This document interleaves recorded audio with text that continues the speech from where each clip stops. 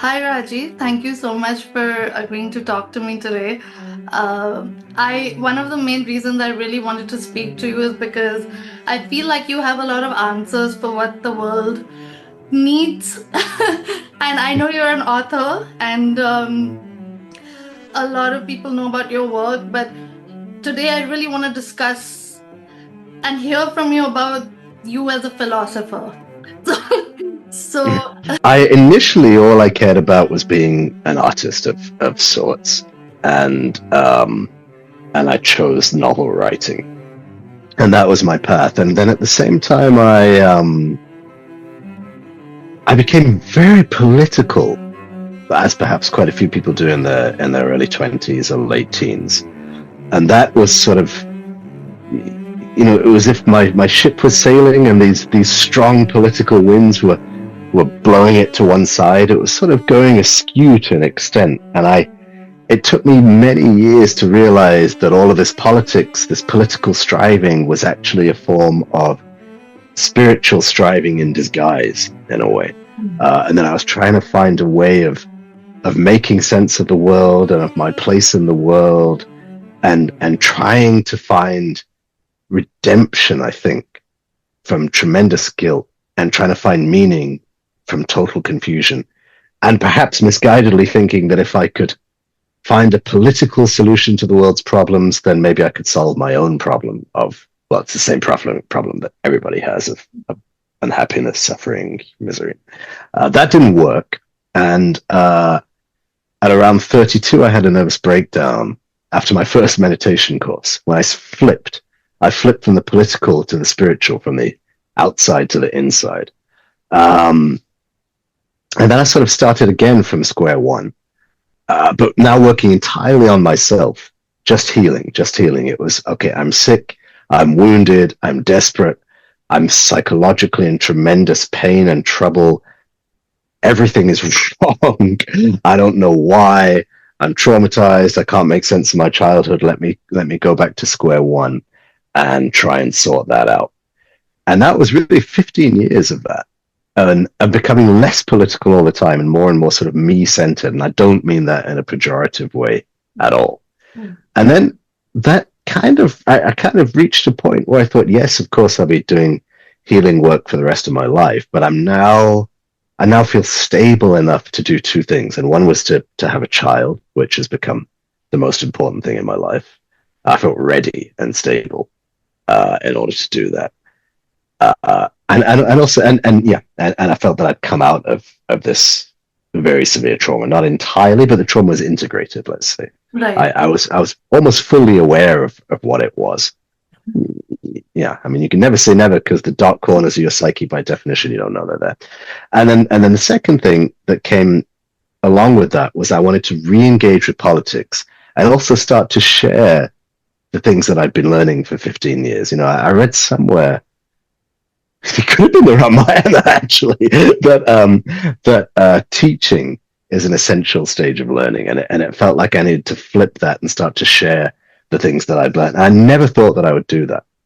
I would see people declare themselves spiritual teachers after they'd done a few retreats or something, and after a couple of years, and I thought, I'm never going to be one of those people. I'm just going to keep working on myself. But it just happened organically, automatically. I suddenly realized, okay, now I'm in a position where I can start to reverse the lens a little bit. So that's really where I'm at. So, Yeah, and so it was also, yeah, a kind of re-entry into politics as well, because I don't think you can separate all these different aspects of life: the spiritual, the psychological, the therapeutic, parenting, politics, culture, art. They're all together. But I think I needed that time off from politics just to give myself a rest. And you can't try and affect change if you're such a wreck inside. So I think that I was healed enough to re-engage without it being harmful to me. but do you also feel sometimes that we have to be a wreck inside to make that change? Because I feel that sometimes, at least for me, I had to go through that Mm.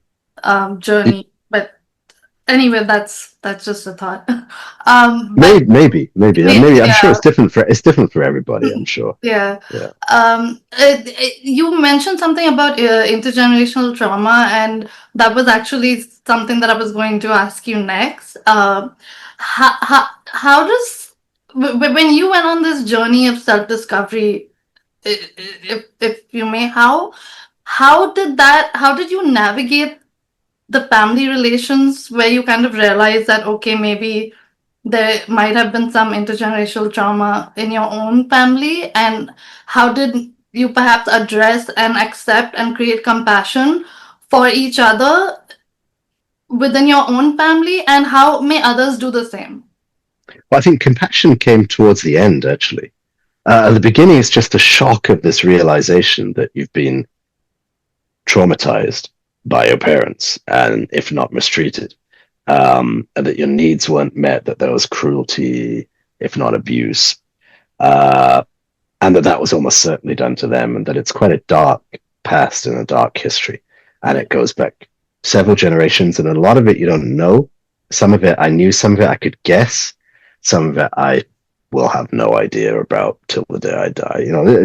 For a while at the beginning, I was trying to piece it all together, the jigsaw puzzle of family history, but you'll only ever get, well, who even knows how small a fraction of the whole you you can see. But the trauma is in your body and in your mind, in your whole structure, your physical and psychological structure, and you know it, and you know it's there. So whatever else you don't know, you may not know the why and the how, but you know the trauma. So I think the first stage was that realization, and there was a lot of anger came with that, and horror and fear, uh, because you want to believe that your parents they know what they're doing, that they're in control, that they're godlike in their level of stability and knowledge, and suddenly you realize that they weren't. They're not.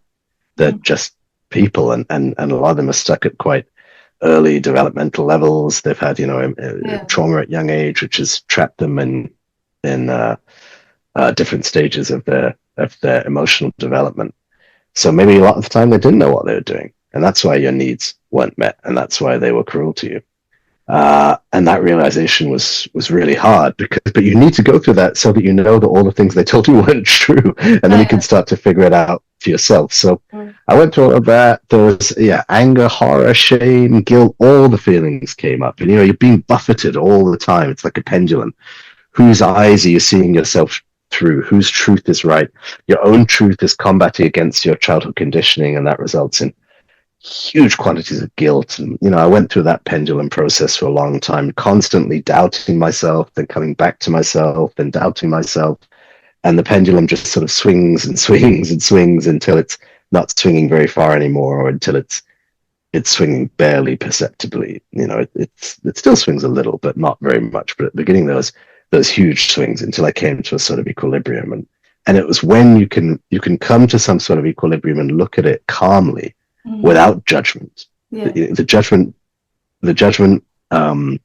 will be there so long as you're in the grip of that trauma. But when the trauma is loose enough, then the judgment isn't there, and you can look at it equanimously, objectively, and say, well, just that's what happened. It was nobody's fault. There's nobody to blame. And once you've reached that stage, then you've reached the stage of forgiveness, and then compassion comes in automatically. But it requires a lot of compassion for yourself to get there. And usually that's the part that's most difficult, because you wouldn't be in this mess if you'd been taught compassion for yourself. Yeah, that rings very true for me as well. I just want to soak that in for a second. I wanted to steer gears a little bit and really talk about your experiences with maybe your family, and as well as patriarchy as you experienced it being a South Asian male, and maybe how that might have impacted your writing, and as well as your experiences now with fatherhood. Okay, that's quite a lot. I know it's like two of them put together, but you can split it. Well, should we stick to the patriarchy thread, the masculinity patriarchy fatherhood thread? That's quite an interesting one. Um, well, my mother was very anti-men. That's a big problem for me. And it caused me enormous harm. But it also enabled me to actually look critically at masculinity. It was both. Sometimes you can gain something that is given to you very unskillfully. But then I also had to undo all of the damage of self-hatred and viewing masculinity as a negative thing. I think that was the problem. I think a lot of men are in that situation now. More sensitive men are starting to say, okay, this is a fact, this fact of patriarchy, or this phrase toxic masculinity, which is used a lot. But does that mean that I'm innately bad? Does that mean men are innately bad? Does that mean masculinity is innately bad? And any man who comes to that conclusion can't heal. They'll be self-hating for forever. And they'll be trying to compensate for this sort of original sin and guilt by doing more and more dysfunctional things. And it doesn't work. So eventually, I think in order to be a father, I had to first stop having any sort of negative view of men and myself and masculinity, and recognizing that we all have equal value, that we're all capable of harmful or healing deeds. Our actions are our responsibility, and our sociology doesn't dictate our moral value. And that was very important because I needed to be able to not put that onto a boy child or a girl child in reverse. You need to love unconditionally without any sort of preconception and without holding anyone guilty, or without, pinning the sins of the past onto a newborn child. That's a thing that I think a lot of parents do. They often put their anger onto their parents onto their own child, and that's tremendous. Or their anger with their partner, but often their parents, that's the one that goes unnoticed a lot of the time, and it's a tremendously dangerous thing to do. So I had to kind of start from a clean slate, and a clean slate means self-love. And if you can do that, then you're able to love the child unconditionally, so that so that you're not judging your child. That's incredibly important. And this question I had not planned, but how do you not end up emulating what you may have seen with your parents? Because we end up modeling our parents' behavior, right? So when you are a parent yourself, how do you separate yourself from what you saw while growing up, and then be a different person and a different parent to your child? Well, I mean, it's all the years of meditation and therapy have meant that I'm aware that there'll be a voice in my head sometimes urging me to behave in the way that they did. But because I'm conscious of it, sometimes it's a little stronger than other times, but because I'm conscious of it, I cannot do what it's telling me to do. I can continue to move from my for my own volition, being the kind of parent that I want to be, rather than reacting that kind of strongly conditioned reaction pattern. But I'm always aware of it. I'm aware of it all the time. Your conscience, yeah. Well, no, it's like it's the ego, actually, is what it is. Oh. It's the urgings of the ego to create havoc and to judge and to be unkind, and the ego takes many forms. The ego can appear in different voices and different forms. It's like a chameleonic, shape-shifting little genius devil in your head. And I guess years and years of practice have just brought me to a point where I'm aware of its voice, and I'm with my son, I don't react to it. I'm very glad about that, and wouldn't have wanted to have children if that was not the case. Yeah, which is why I'm so old. I'm still deliberating whether to have a child or not, but I do want to be a parent, but there's a lot of talk going on in my family. Anyway, but well, I'm 50 years old, right? I know you are, yeah. And it took me a little while. I'm 34, so anyway, so I actually, you did mention this earlier, and I wanted to sort of circle back to that. You also say that you like to stress the intersection of politics and spirituality, and I believe the exact phrase that you used is that we need healed warriors, healed activists, and healed healers in politics.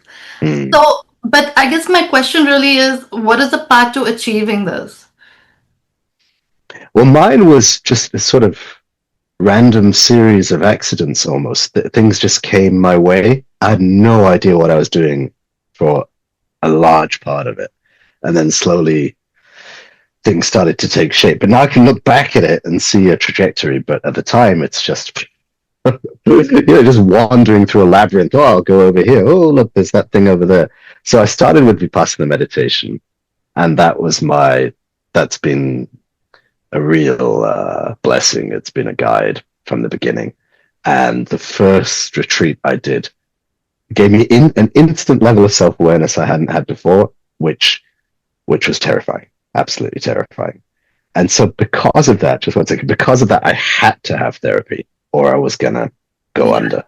I Mm, was in real trouble for a while. So then right. I started having regular therapy. I had different therapists. They were okay, but they got me through that period. Mm, Then I found my regular therapist, cognitive analytical therapy or cognitive analytic therapy, which, and he and I have been seeing each other for many years. He was great.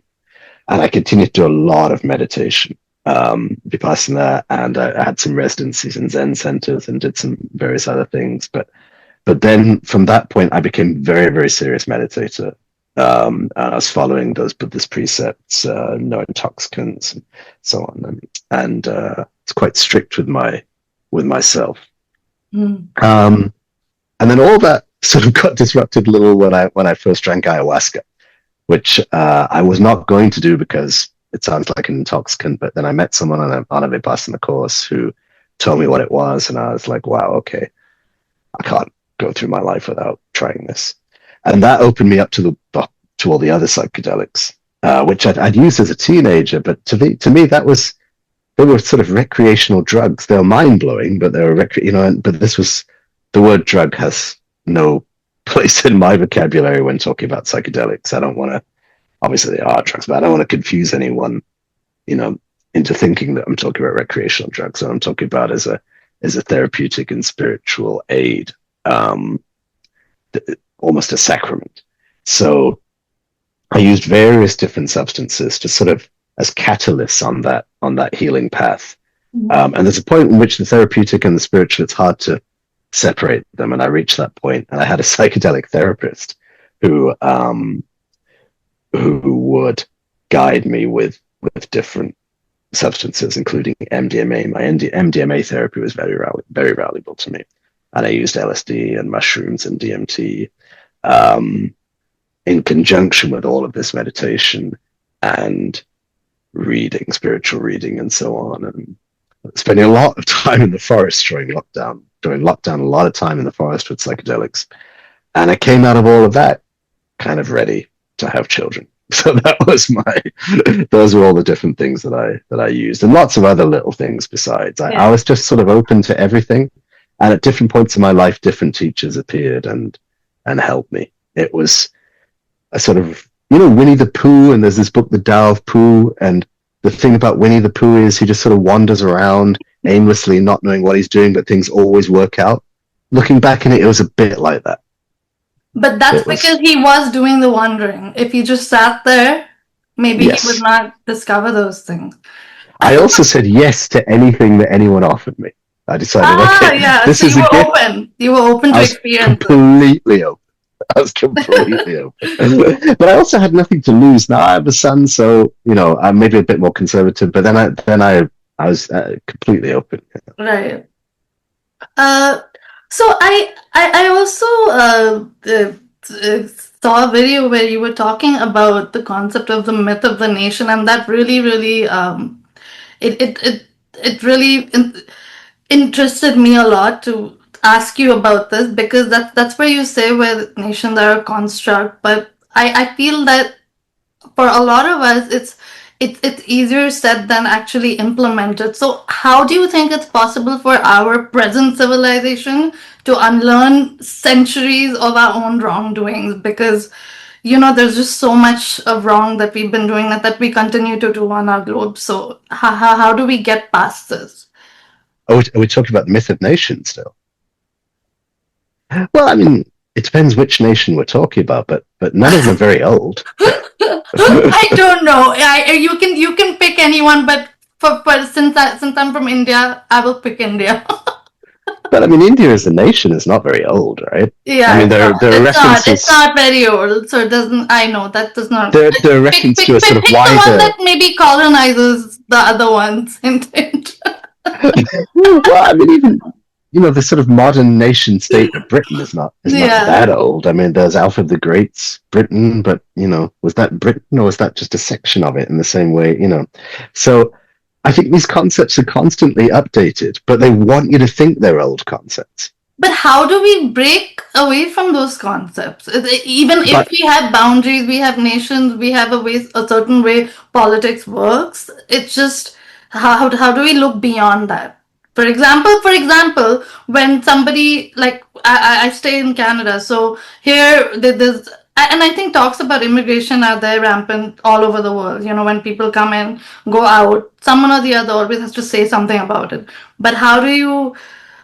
How can we be more accepting of each other as human beings, really, not having borders? I know this. Well, I think it's the self-awareness thing again. If the more self-aware you become, the more you can see that you're not Indian or British or American, that these are just labels and constructs which have been put onto you, but they have nothing to do with your essence. And you can relate to people as an aspect of the same consciousness, right? As a fellow human being, and you can see that that's what the other person is, and that all of these labels are not that important. They're superficial, they're surface. But I think it's the more you're able to look at yourself and see who you are, then you can see it in the other. I think that's the way that it works. Yeah, it's more just that self-identity with that nation and with that. Yeah. Well, I think if you have a weak sense of self, or a weak sense of self-awareness, low self-awareness, and usually that's combined with quite a lot of self-hatred often.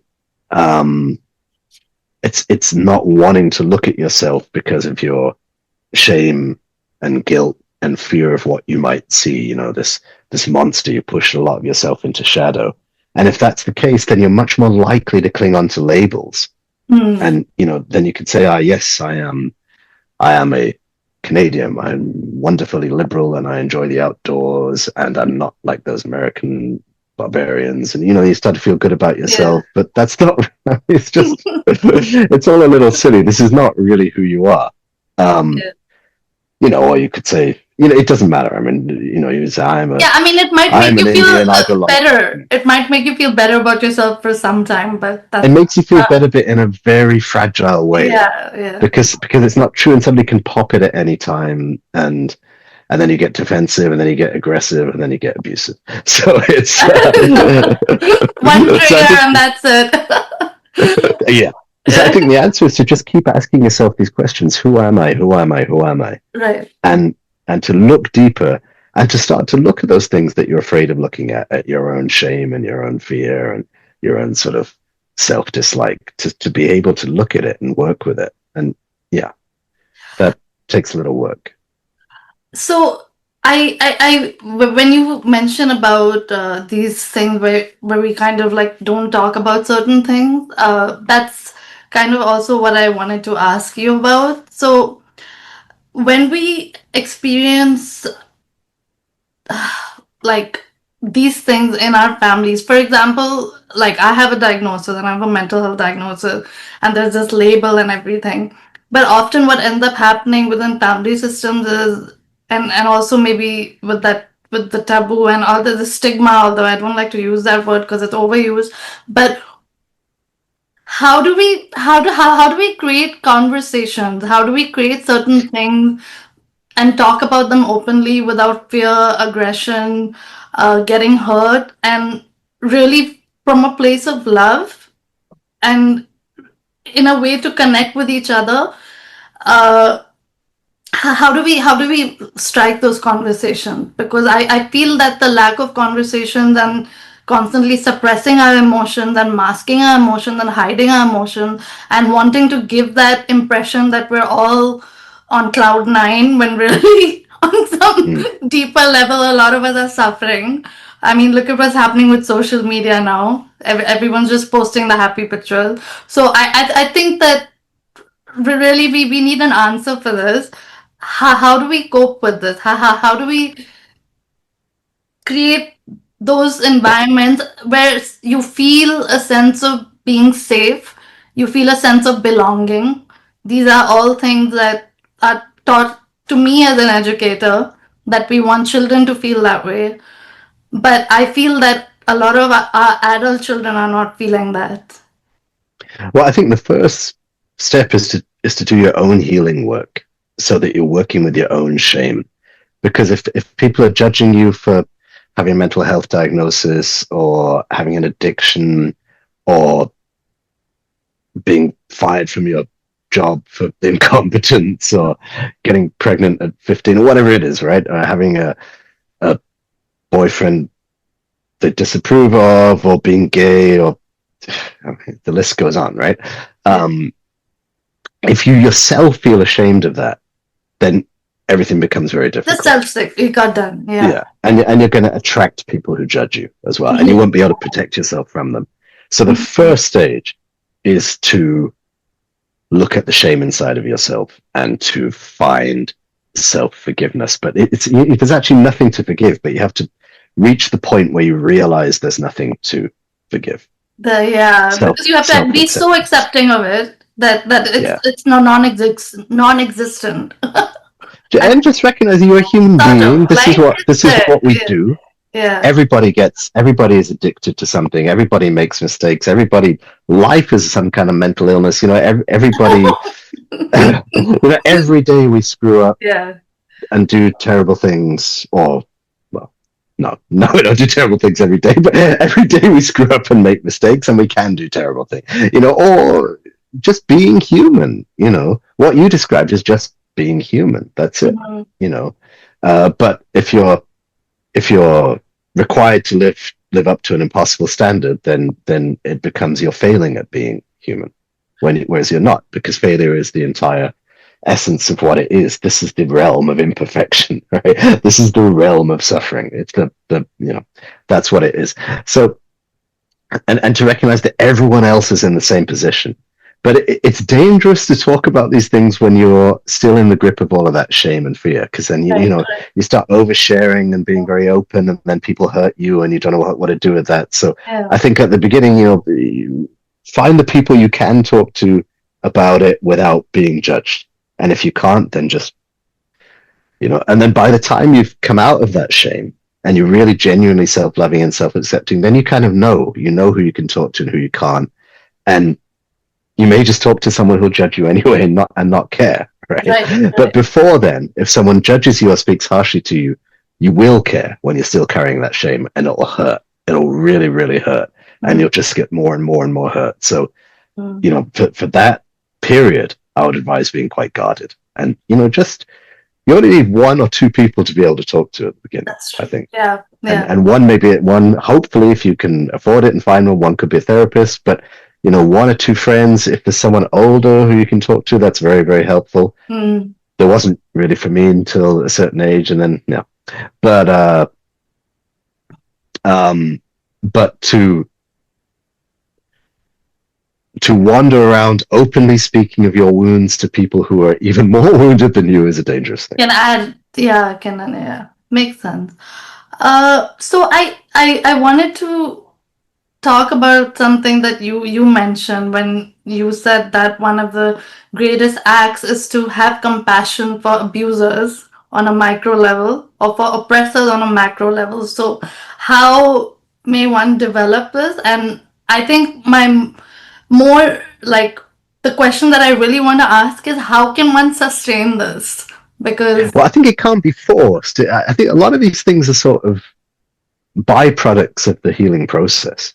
Right. And if you're angry or you hate people who've hurt you or whatever, then do that.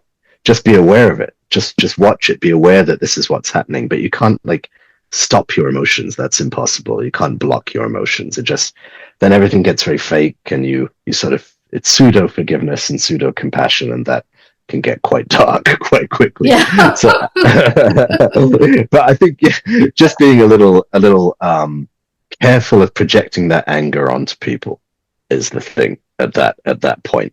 But when I'm talking about compassion for oppressors, I suppose I'm talking about it as an aspiration. You can have it as an aspiration, even if you're not there yet. And that's the kind of the Tibetan Buddhist book, when the kind of Bodhisattva vow, they have an aspiration that all beings will be fully realized and liberated. But that's like not the going to happen kindness for tomorrow. the tortured soul, that like to have that Yes. kindness for them. No, it's like aspiring to be there is one thing, but actually being there is another. It's making a distinction Yeah. between the two. But I Yeah. think the reason why it's possible is that you recognize that that people who are doing truly sick acts to other people, that could be you, and you find it in your own psyche, which I actually think is pretty evident. If I look at my own mind, I think I could be anyone else under different circumstances. Yeah. But then, do you think it's the environment and what happens, or do you think that it's the inherently what is within us that creates the action? I think the environment is a large part of it, but I think that the person's level of emotional and spiritual development determines how they respond to that environment. But let's not discount the influence of very extreme environments. If you grow up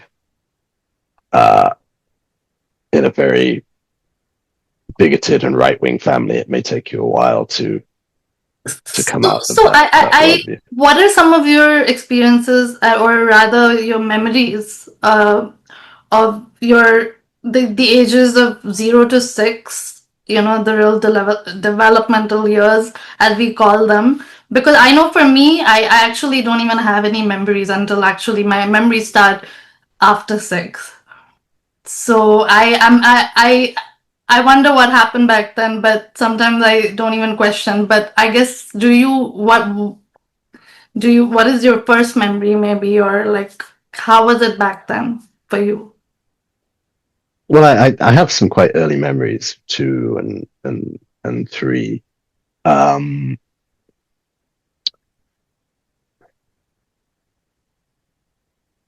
I mean, it's difficult to say, but I certainly, I'm aware that I felt very alone as a child and very scared. Alone, I think, is the real key word. And not able to trust other people. I think that's the key. And I go back to that child a lot in my meditations and therapy and so on. And to give reassurance and let them know that they can trust me now as an adult. But I think that was the core of it, that sense of being very, very frightened and very alone. And at what point did you actually feel that you discovered that you were alone at that age? And because sometimes we get that realization in our adult life, because when we were a child, sometimes we don't really know what's actually happening, and then we process that. Yeah, it took me a long time. Yeah, it took me a very long time. I suppose after that first Vipassana course, that was when you're 30, I was 32. So I started to get an idea of it, and that grew through therapy. Therapists would ask me to describe my experience and then would respond. I think the biggest realization I had was when I drank ayahuasca for the second time.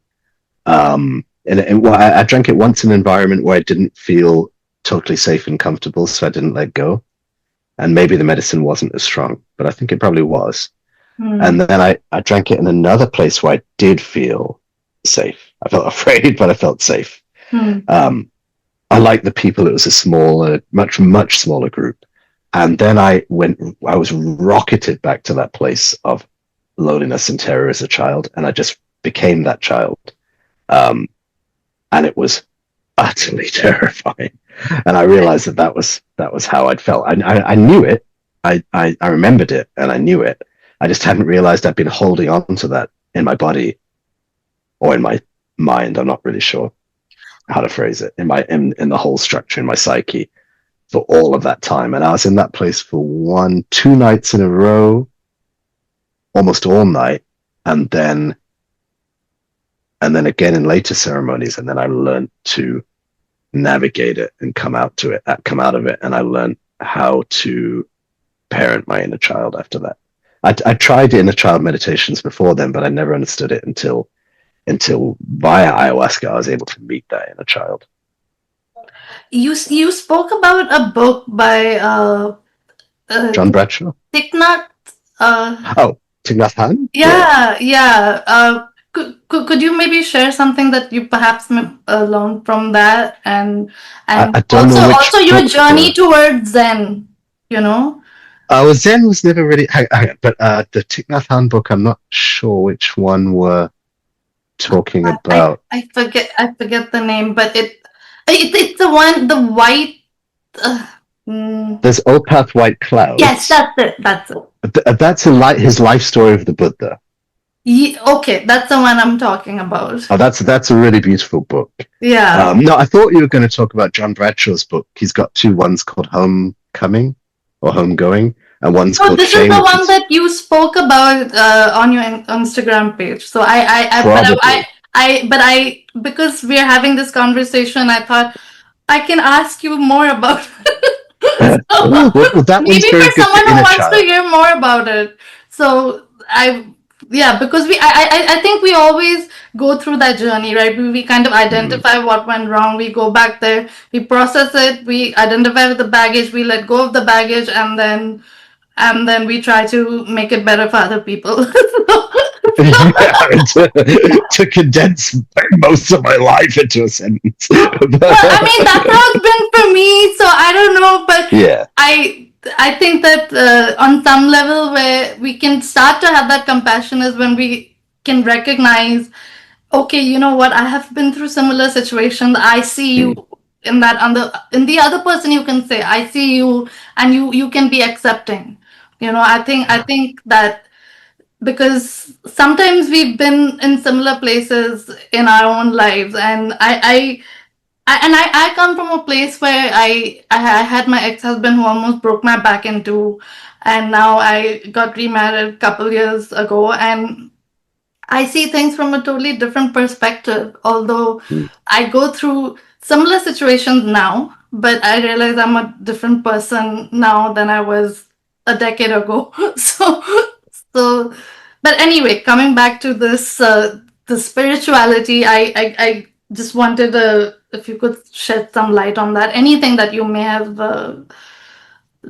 Well, let me just pick up where we were with the inner child. Sure. Yeah. Because I think that was and Thich Nhat Hanh actually has some really beautiful inner child meditations. Okay. I think he's got one about smiling to yourself as a 5-year-old boy or girl, and smiling to your father when they were 5 years old, and smiling to your mother when she was, and that's a really beautiful one. They're all on the internet, and there's a Plum Village app you can use. I mean, he was probably, of all the people who has lived at the same time as me, I'm saying that because he just died. He's someone I trust absolutely. I think he was very, very wise. But inner child meditation, I scoffed at it a little when I first heard about it, but that's been one of the most powerful tools that I've used. So I would very much recommend that. And the 2 books that have helped with that kind of work, with undoing that kind of childhood shame, were by John Bradshaw, Homegoing or Homecoming, I think maybe it was called, and Healing the Shame That Binds You. And those 2 books helped me to understand how children take on the shame of their parents, and that's the intergenerational trauma, and that clings to you and prevents you from being a person.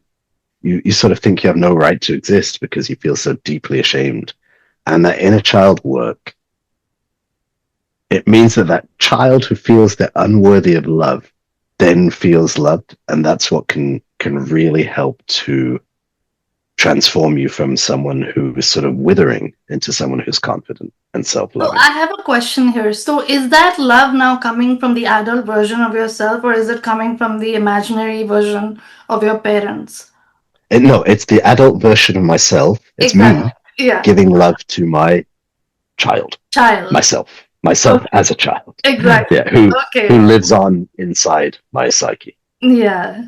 That's beautiful. I think just the just me imagining looking at my mom when she was a child, and because you always see those photographs, and now Mm. that we can see photographs, imagine when there was a time where you could not see photographs.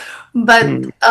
it's yeah, it gives me a good feeling inside if I can try to do that. Well, uh it's also that our parents were also wounded children exactly. Yeah, yeah, and for still sure. are, Yeah. perhaps.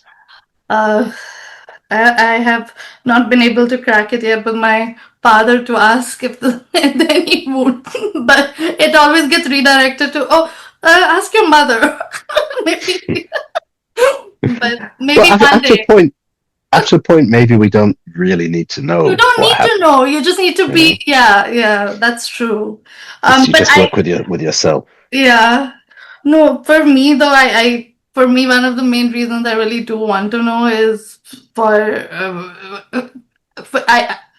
I read somewhere that you kind of, but because it's similar to what you said, it's the person that runs the Happiness Institute, and he also found himself with some gurus in South Asia, and they said that you have to make peace with your parents. So when he actually hugged his parents, he had lost his eyesight, and he actually got it back, and it was considered a medical miracle.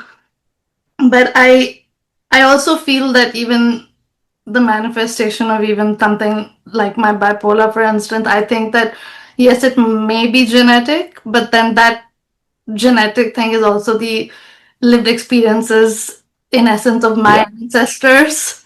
right, So, right, right, so that if they experience that, then in a way I experience it, which means that it's the intergenerational trauma. But I right. still want to know and unpack what really went on there, because I feel like if I don't quite entirely know it, or at least we can try to talk about not knowing it, then Mm, I won't be able to make peace with all the pieces that make me, you know? mm. And it's hard to have those conversations with one's parents. But again, like you said, you don't need to do that. It's something I think you do for a while, for a while, and but yeah. we don't need to like do it forever, right? Because it has to be a Well, you point may where we reach a stop point where you're talking. not. Well, you may reach a point where that's it. There's nothing else There's to nothing else. know, Exactly. You reach, mm. that's true. Yeah, that makes sense. Yeah. Or nothing else that they're going to tell you, right? So, Yeah, yeah, they're gonna tell you for sure. and they may be dead and gone. I mean, you know. Yeah, then it's like, yeah, like my mom made peace with my grandfather. He passed away when she was only 14. So that's when, and it seems he had bipolar, but it was not diagnosed. And but she made peace with it after he passed.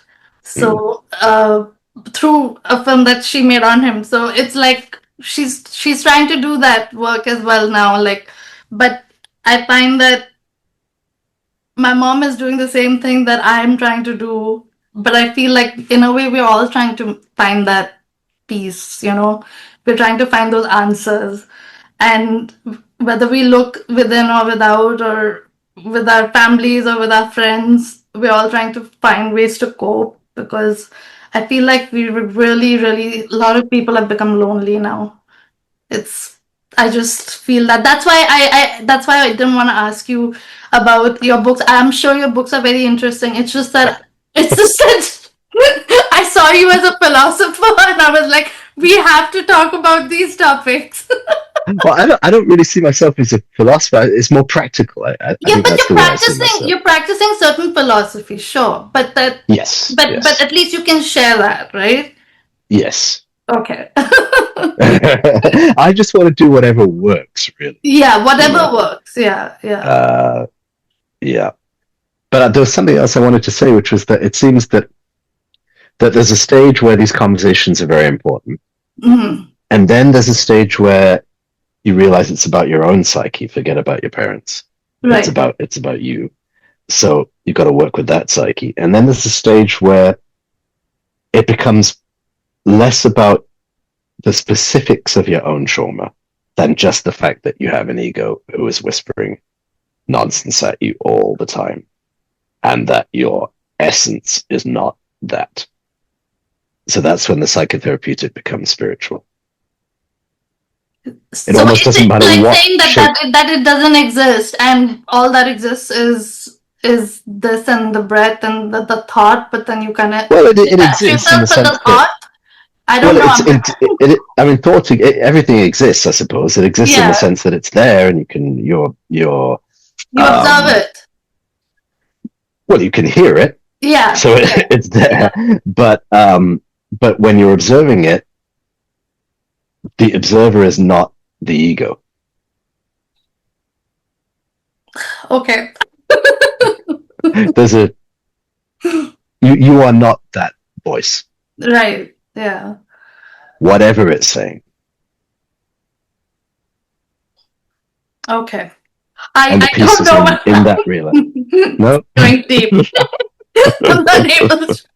No, I mean, I am sort of, but I have to like really think about it, and but I'm glad that we're getting that, because I think that these conversations have to be had, even if it's taking it in within the silence, to to take a moment and just have a moment of silence.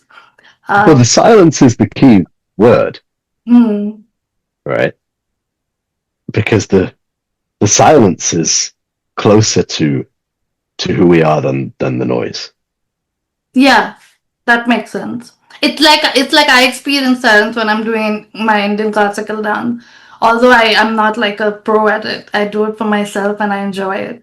But that's just me trying then we go out into the world have those moments of silence where I don't have this flow of thoughts. That's my meditation. But when we're in that moment of silence, then we can see who we are. And then we go out into the world and there's noise everywhere. Yeah. But if we can remember that, then we can remember that we don't have to identify with the noise. And interact with the noise, basically, in a way. Or we can interact without identifying as it. Yes. We can interact with it without it influencing us in a negative way, I guess. Right. Yeah. Yeah, that makes sense, yeah. Well, that was a very I didn't know it would lead here, but this is great. I hope that the listeners, I'm not going to edit this, because I think that the way it's so naturally, authentically, the way this conversation has gone out, I think that I just want to sort of end with this. When I had that book, I think I'm still trying to find my order and disorder, and I wanted to have this conversation with you. So my last question to you is going to be, how do you find your own order in disorder? I'm not sure if I'm looking for order. You're not. So it's more. Is it more the disorder in the order? I'm just being here, and life throws up different things at me, and I respond as best I can, I suppose. So you're not judging it to be order or disorder. You're neutral. No, not really. No. Everything is disorder. Everything is around disorder. I know. Disorder. Yeah. Like, who's to say what's order? Order. It's like order, right? Who's to say what's order? Well, I'm not sure what you mean by order yet, but if you mean having a sort of stable, balanced life. Oh no, I think, okay, let me try to. So for me, when I try to, when I use that title, I wasn't really referring exactly to my disorder, although my diagnosis is called bipolar disorder. That it's not a very literal meaning. What I really meant to say is, how do I make sense of myself in this world with all its pain and suffering, but also how I make sense of it and come out of that and detach myself from all of that. And I don't want to sink deep into an abyss constantly. And so, how do I get myself out? But not just getting myself out, but also, in a way, having the recognizing not only when I'm at peace, but really what brings me peace and what I can do to achieve it. And I think these are questions that we might all have at some point, but they're fleeting. So for me, Well, I suppose. I don't know, that was a Hmm, lot, but hmm. yeah, that, Well, I guess the only thing that I would say is that it's the ability to think less has brought me closer to that position. mhm. There's no absolute, and just to be where I'm at, and having a toddler really teaches you to do that. Because if I'm worrying about something, then Mhm. I can't be having fun with him. And So being in the being with him is moment, being in the moment. being in the moment, and being with him is tremendous fun, and he needs me to be having fun with him. And you Yeah. just play, and as adults we don't really play that much. Maybe We've we play forgotten sports, play. but We've forgotten play. yeah. So That's, now I'm playing all the time for hours every day, and not thinking about all this adult stuff, which actually won't really help me that much anyway. If I'm talking about Gaza, I'm making a video about Gaza, I'm learning about, then I'm doing that, right? right, right. But otherwise, I'm playing with my 3-year-old, or I'm making dinner, or I'm cleaning the kitchen, or this is basically what my day consists of, things like this. Or I'm taking him to nursery, or I'm reading a novel, and I just want to do that. Otherwise, you can't do anything, because the world Yeah, is such a yeah, mess yeah. that you might start asking yourself questions like, "Who am I to be reading a love story? Who am I to be playing football in the park when children in Gaza can't even go to a park?" Yes, my it's friends, some of my right. friends have experienced this, and I've unfortunately lost a couple of them due to this Hmm. dilemma. But I do understand what you're saying when Well, I that. think that's just too much thinking. Yeah, If you're there is doing too something, much. do it. Yeah, yeah. If you're doing something, then do it. If you're Do it otherwise, fully do or something else. yeah, yeah. Yeah. Yeah, but all of It's this like that. rumination Yeah, yeah. Makes is, I sense. think, that's really what the disorder is the endless rumination, the worrying, the Mm, moral questioning, the guilt, it, and it's easier for me now because I don't have time for rumination. Maybe I did a lot of rumination in my 20s, an enormous amount. But I think meditation can help us not to ruminate. And the one thing that I have this friend of mine, this 87-year-old friend of mine, who gives me advice, and one thing she says is just say, right now, it's like this. mm. And you could have every single problem in the world, but right now, I'm here talking to my computer, and it's like this. Right now, I'm sitting on a park bench, I'm looking at the sky, and I'm breathing, and it's like this. And what will happen, and all the traumas of the past are in the past. And that, I suppose, is because I don't have that much time for meditation practice now, or any kind of practice really. But that's something you can practice all the time. That makes sense. That makes sense. And the Well, breath is very helpful with that too, yeah, coming breath, back to the breath. concentrating. Yeah. Just Uh, coming back to the breath, it helps you yeah, to recognize that you're here and not in your thoughts. sure. Uh, I don't want to take too much of your time. I know we've spoken, and I just want to thank you so much. Grateful for having the chance to speak to you and sharing your wisdom and knowledge and experience with everybody else. So thank you so much for joining us today. Oh, thank you very much for having me. I Yeah, enjoyed it. yeah.